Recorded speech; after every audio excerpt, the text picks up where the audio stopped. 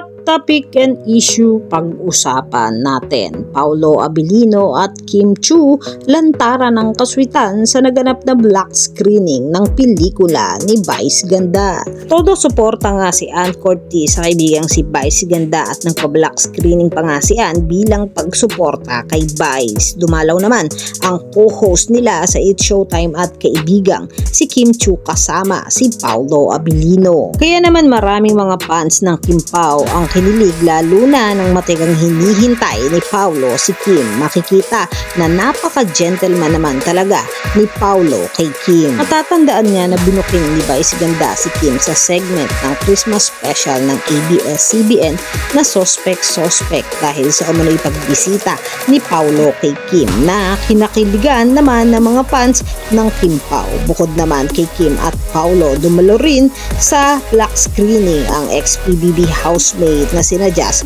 at Jare na talaga namang humanga at nag-enjoy sa pelikula ni Vice. Napabilib naman si Kim at Paolo sa galing ni Vice Ganda at sinabihan pa nga na best actor ang kaibigan. Todo naman ang pasalamat ni Vice kay Ann Curtis sa pa-black screening nito at pagsuporta sa kanya, pati na rin sa mga kaibigan na dumalo at nanood sa black screening. Kayo mga katambalan, ano ang masasabi nyo? Mag-comment lang sa comment section at pag-usapan natin.